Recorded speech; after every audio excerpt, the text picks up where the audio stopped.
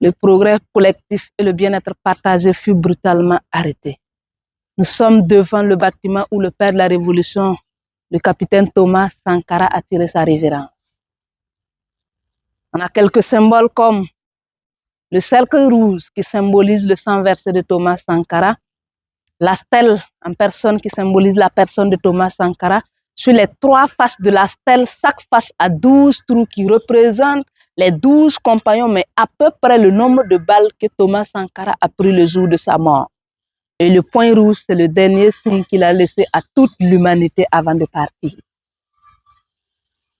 L'élan souverainiste du peuple burkinabé fut brutalement arrêté devant ce bâtiment le 15 octobre 1987, autour de 16h30. Mais rappelons que le site a existé avant que Thomas Sankara ne puisse arriver au pouvoir. Et c'était le siège du Conseil de l'Entente. Le Conseil de l'Entente, c'était un regroupement de plusieurs pays, une institution mise en place par la France le 29 mai 1959. Et l'objectif de la mise en place du Conseil de l'Entente, c'était pour contrecarrer la Fédération du Mali de Modibo Keïta.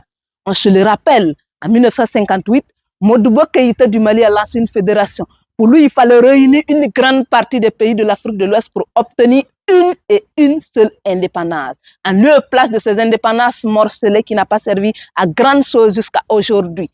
La France, avec Charles de Gaulle en tête, a vu que si les pays africains se mettaient ensemble, elle allait se retrouver en danger. Elle a utilisé une politique de diviser pour mieux régner, pour séparer cette fédération du Mali de Modibo Keïta et revenir au Burkina Faso avec 5 pays pour contrôler l'espace de ces 5 pays sur toutes les lignes, d'où le Conseil de l'Entente. C'était le Burkina Faso, là on avait l'appartement de Burkina, la Côte d'Ivoire en jaune, le Bénin au milieu, le Niger juste à côté et le Togo a sa représentation qui est située derrière ce mur. L'histoire politique du Burkina Faso va avancer rapidement. Le 4 août 1983, Thomas Sankara arrive au pouvoir. Il se rend compte que la présidence du Burkina Faso, où les locaux de la présidence étaient situés juste environ à quelques pas de l'ambassade de la France. Thomas Sankara s'indigne de cette réalité. Comment nous pouvons combattre l'impérialisme et dormir à côté de lui? Donc, de peur d'être espionné, il a décidé d'abandonner les locaux de la présidence. Il a migré avec le CNR, le Conseil national de la Révolution. Il vient au Conseil de l'Entente et il a pris le bâtiment du Burkina Faso pour faire le QG de la Révolution, quartier général de la Révolution. Donc, ce bâtiment a servi de centre de réflexion par excellence du CNR, le Conseil national de la Révolution. C'est dans cette même logique que le 15 octobre, Thomas Sankara va venir avec son cabinet spécial ici pour une réunion où il fallait réfléchir et dégager les perspectives de la création d'un parti politique avant-gardiste et unique. En tant qu'un grand visionnaire, il voulait créer ce parti politique-là pour mieux structurer les énergies de la révolution. En termes de création de parti politique, Thomas Sankara va vouloir s'inspirer du multipartisme du Bénin avec Mathieu Kérékou. Donc, l'un de ses conseillers a fait un séjour au Bénin pour comprendre qu'est-ce que c'est que le multipartisme. L'envoyé dit revenir le 14 et le 15 autour de 16 heures. Selon Alouna Traoré, qui est le rescapé, 6 personnes étaient dans cette salle.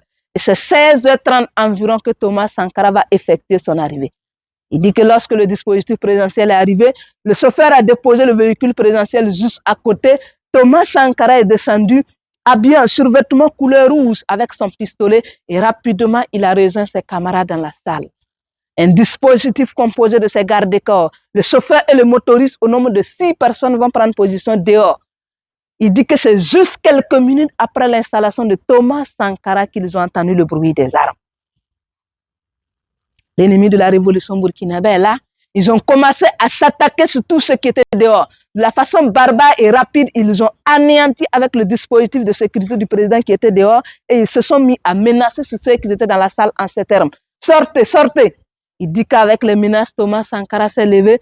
Juste quelques secondes, il a respiré profondément tout en secouant sa tête.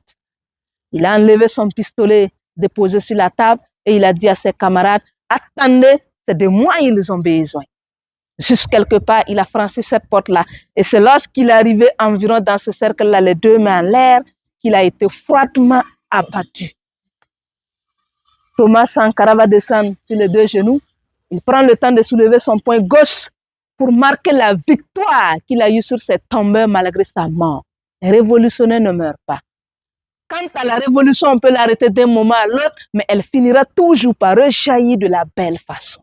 Une preuve aujourd'hui, notre révolution est en marche sur toutes les lignes à travers le capitaine Ibrahim Traoré, pour ne pas dire l'AES. Thomas Sankara ne peut être pas avec nous en chair et en os, en esprit, il est du retour. Lorsqu'il s'est incliné,